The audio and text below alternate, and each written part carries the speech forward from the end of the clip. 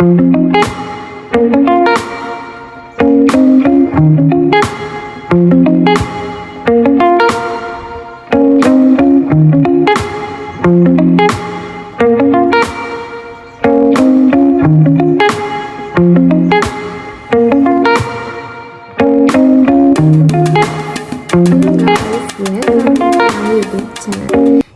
මම හිතනවා ඔයාලා සතුටින් පරිස්සමින් හැමෝම ඇති කියලා.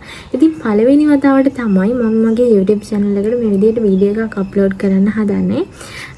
ඉතින් මට හිතුණා මගේ channel එක ගැන ඔයාලට පොඩ්ඩක් හඳුන්වලා දෙන්න. ඒ කියන්නේ මගේ channel එක ඉදිරියට වෙන්නේ මොනවද, කරන්නේ මොනවද, මම බලාපොරොත්තු වෙන්නේ මොනවද කියන දේවල්, ඔයාලට ලබා දෙන්නේ මොනවද කියන දේවල් ගැන පොඩ්ඩක් කතා කරලා චුටි වීඩියෝ එකක් මගේ YouTube channel එකට අප්ලෝඩ් කරන්න තමයි මම මේ වීඩියෝ එක කරන්නේ.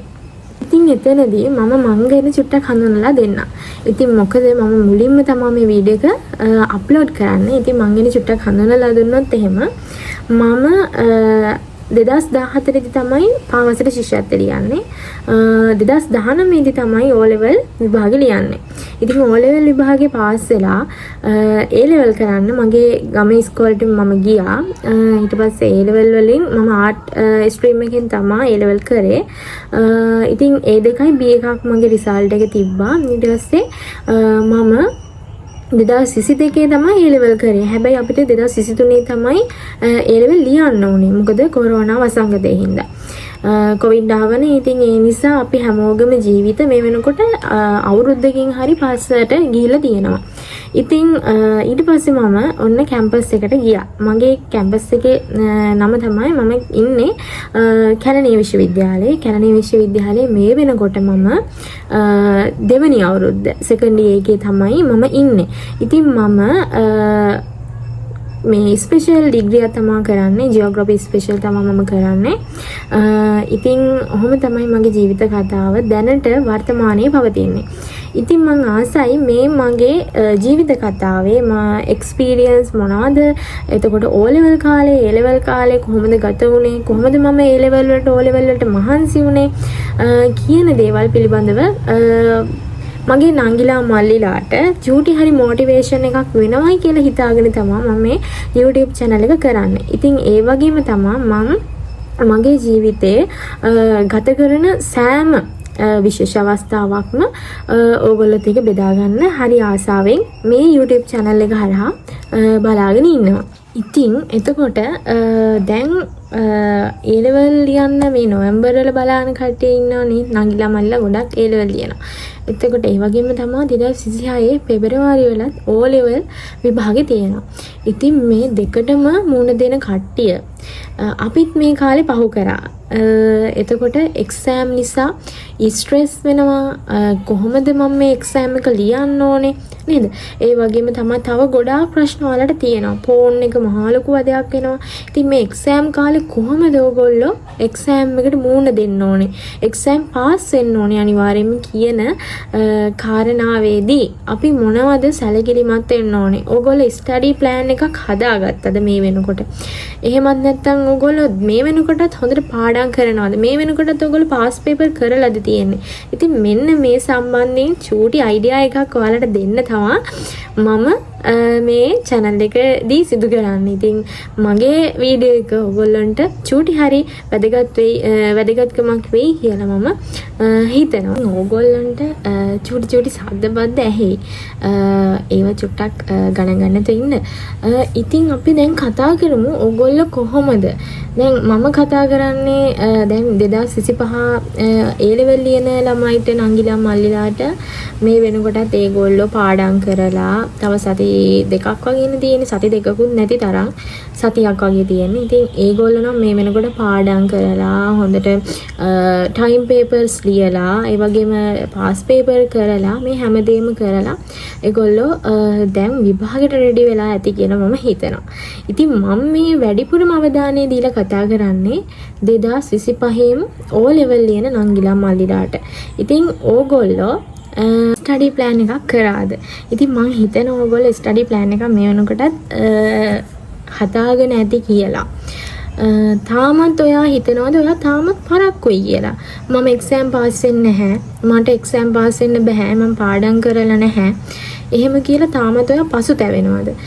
කවදාවත් එහෙම හිතන්න එපා. ඔයාට තියෙන හැම තප්පරයක්ම ඔයාගේ කරගෙන ඔයාගේ එක්සෑම් එක වෙනුවෙන් ස්ටඩි එකට යොදව ගන්න. ඉතින් ඒක තමයි ප්‍රමුඛ කාරණාව. ඔයාලා ටයිම් ටේබල් එකක් හදාගන්න වැඩ කරන්න. මේ වැඩ කරනකොට ඕගොල්ලෝ සාමාන්‍යයෙන් දවසට පැය 24ක් තියනවා නම් දැන් එක්සෑම් ලඟ වෙලා තියෙනවා මාස 2-3ක් වගේ කාලයක් තමයි ඕගොල්ලන්ට තියෙන්නේ. ඉතින් පැය 24න් ඔයාලා නිදා ගන්න කාලේ ඉස්කෝලේ යන කාලේ ඇරලා ඔයාලට අඩුම තරමේ පැය 12ක්වත් පාඩම් වැඩවලට යොදවන්න සිද්ධ වෙනවා. මොකද ටයිම් ටේබල් එකට අනුව වැඩ කරත් සබ්ජෙක්ට් 9කට අපි බැලන්ස් කරලා පාඩම් කරන්න ඕනේ. ඉතින් එතනදී මම ඔයාලට කතා කරන්නම් දැන් පාඩම් කරන සබ්ජෙක්ට් තියෙනවා. ඒ වගේම ගණන් හදන්න තියෙනවා. ඉතින් ඒ වගේ පොඩි ටිප්ස් තියෙනවානේ. ඉතින් මේවා ප්‍රයෝගී කරගෙන ඔයගොල්ලෝ කොහොමද එක්සෑම් එකට මුහුණ දෙන්නේ? එක්සෑම් එකට යන කට්ටියට දැන් ගොඩක්ම තියෙන ප්‍රශ්නයක් තමයි නිදිමත කියන ප්‍රශ්නේ. ඉතින් ඒක සාමාන්‍ය දෙයක්. මගේ එක්ස්පීරියන්ස් එක අනුව මම කිව්වොත් මම O level කාලේ පාඩම් කරේ පාන්දර නැගිටලා. ඒ කියන්නේ පාන්දරට තමයි මම පාඩම් කරේ. අපේ අම්මා මට 3ට විතර හැරවනවා. හැරවලා ඉවරලා මම පාඩම් කරනවා. එතකොට රෑත් මම 11:00 විතර වෙනකම් පාඩම් කරනවා. හවස 6ට පටන් ගත්තාම මොකද ඉස්කෝලේ යනවා. එතකොට ක්ලාසස් යනවා. ඉතින් මේ හැම දෙයකම කාලේ වෙන් කරපුවාම මහන්සි මේ හැමදේම මහන්සි. ඉතින් ඒ නිසා ඒ විදිහට තමයි මම නම් පාඩම් කරේ. මම කරේ ගොඩාක් ෂෝට් නෝට් හදාගත්තා. O level කාලේදී ෂෝට් නෝට් හදාගත්තා. ෂෝට් නෝට් වලට වැඩි බරක් යොදවන්න. එතකොට ඕගොල්ලන්ට එක්සෑම් එකේ සබ්ජෙක්ට් 9ටම MCQ වෙනවා. ඒ MCQ වලට මේ ෂෝට් නෝට් එක ඉතාමත් වැදගත් වෙනවා. ඒ වගේම තමයි ඕගොල්ලෝ පාඩම් කරද්දී නිදිමතක් එනවනම් මේ නිදිමත කියන දේ ඇත්තටම දැන් නම් එක්සෑම් ලඟ වෙනකොට ගොඩාක් ළමයිට තියෙන ප්‍රශ්නයක් වෙනවා. කොහොමද නිදිමත යවාගන්නේ? කොහොමද මම නිදිමර දැන් නිින්ද යනවා. පාඩම් කරනකොට නිින්ද යනවා. ඉතින් මේවා කොහොමද මේව ගන්න? ඔයගොල්ලන්ට මම නම් කියන්නේ නිදිමතයි නම් නිදා ගන්න. ඒ කියන්නේ නිදිමතෙන් පාඩම් කරලා බොරුවට වැඩක් නැහැ ඇත්තටම. ඉතින් ඒ හින්දා ඕගොල්ලන්ට රැට පාඩම් කරන්න බෑ නේද? ඕගොල්ලෝ දවල් කාලේදී හොඳට මහන්සි වෙන්න නේ. දවල් කාලේට ඕගොල්ලන්ට පුළුවන් අම්මලා තාත්තලා මුකුත් වැඩ කියන්නේ නැහනේ. ඉතින් දවල් කාලේට ඔයාලට හොඳට මහන්සින පාඩම් කර හැකියි. මම ඒ ලෙවල් කාලේ නම් පාඩම් කරේ දවල් කාලේදී රැත් පාඩම් කරා පාන්දරත් පාඩම් කරා. ඉතින් ඒ ලෙවල් කියන්නේ වෙනම ලෙවල් එකක් O level කියන්නේ වෙනම ලෙවල් එකක්. ඉතින් O level කියලා දැන් නම් අතාරින්න බෑ. මොකද O level හොඳ රිසල්ට් එකක් දාන්න ඕනේ A level කරන්න නේ. ඉතින් මේ විදිහට O level කරන නංගිලා මල්ලිලා වැඩ කරන්න කොහොමද? ඒගොල්ලන්ට කතා කරනවා නම් මම කියන්නම් මෙන්න මෙහෙම දෙයක්. ඕගොල්ලෝ දැනටමත් පරක්කු වෙලා කියන හිතන කට්ටියට තමයි මේ වීඩියෝ එක. හරිද? ඕගොල්ලෝ හිතනවා නම් මම දැනටමත් මගේ වැඩ අතපසු වෙලා තියෙන්නේ. මට තවදුරටත් මේ ඔක්කොම පාඩම් කරගන්න කාලෙ මදි. එහෙම කියලා ඔයා මේ වැඩේ අතාරින්න එපා. ඔයා මේ වැඩේ අතාරින්න එපා. මොකද ඕගොල්ලොන්ගේ අම්මලා තාත්තලා හැමෝම දුක් විඳලා තමයි ඕගොල්ලොන්ට ඉගෙන ගන්න හැමදේම. ඒ කියන්නේ පන්තියට අවශ්‍ය සල්ලි කෑම බීම මේ හැමදේම ඒගොල්ලෝ දුක් මහන්සිලා තමයි ඕගොල්ලන්ට දෙන්නේ. ඉතින්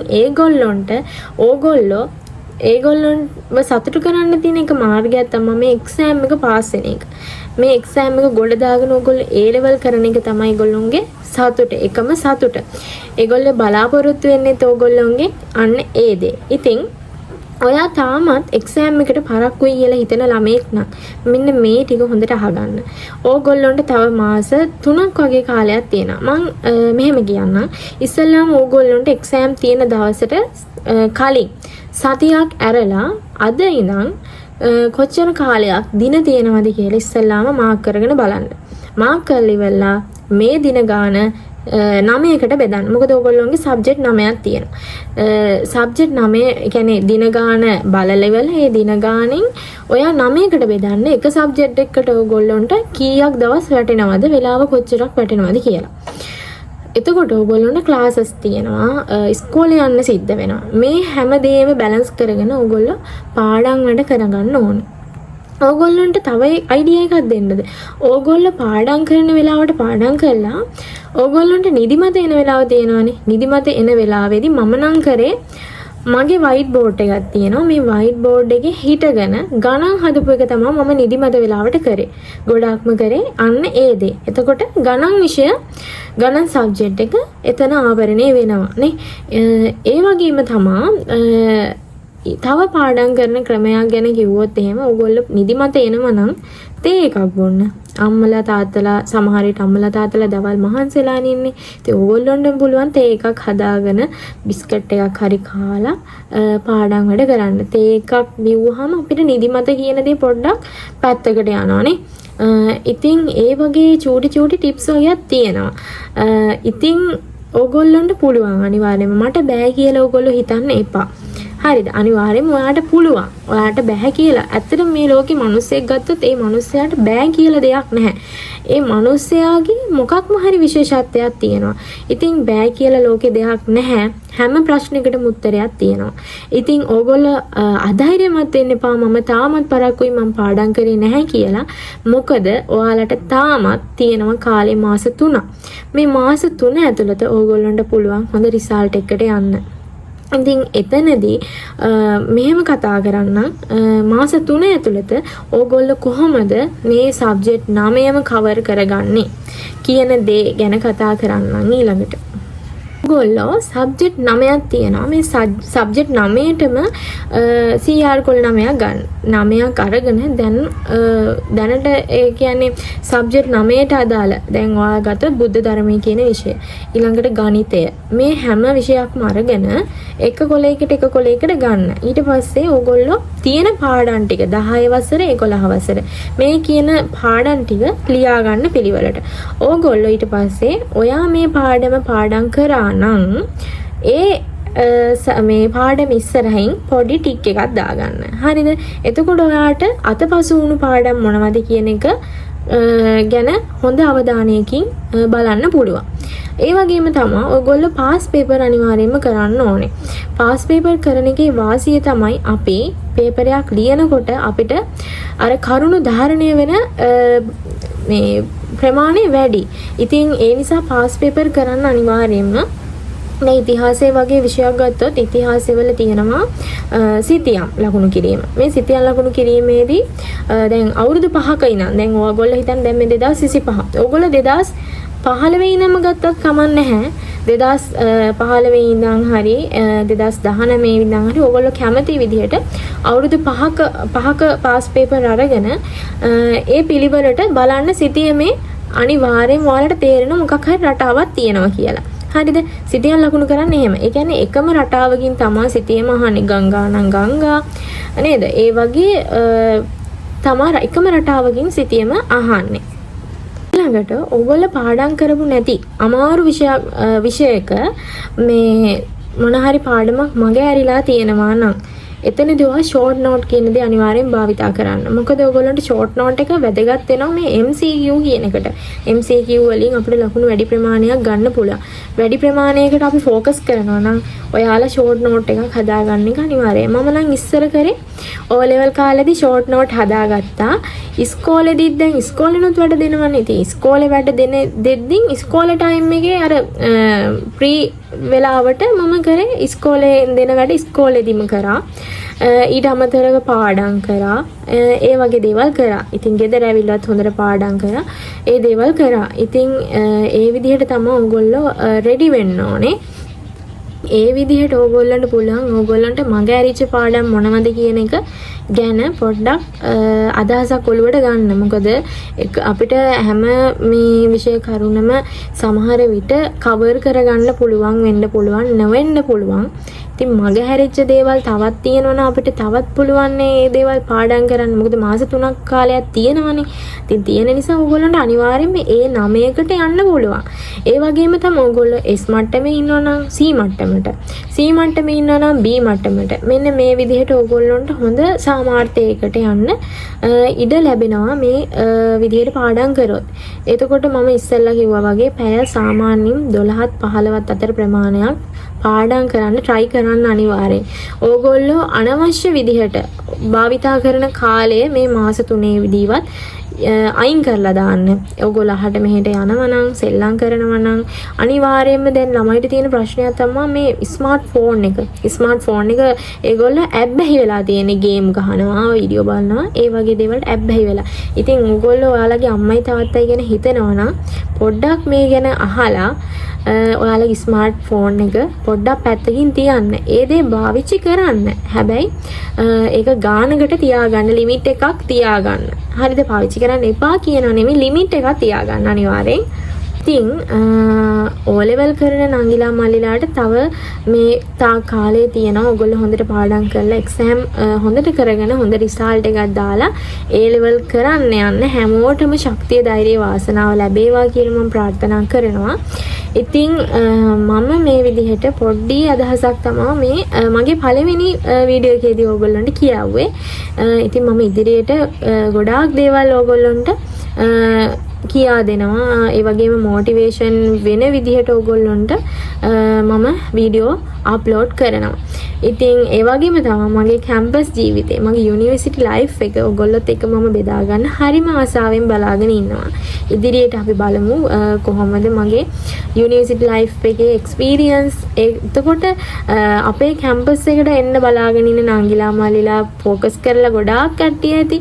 ඉතින් ඒගොල්ලන්ටත් අර හිතට කැමැත්තක් ඇති වෙන ලෙස මම වීඩියෝ කරලා දාන්නම්. එතකොට ගොඩක් කට්ටිය කැම්පස් ජීවිතේ ඕගොල්ලන්ගේ භාෂාවෙන් කියනවා නම් ආතල්, පට්ට ආතල්.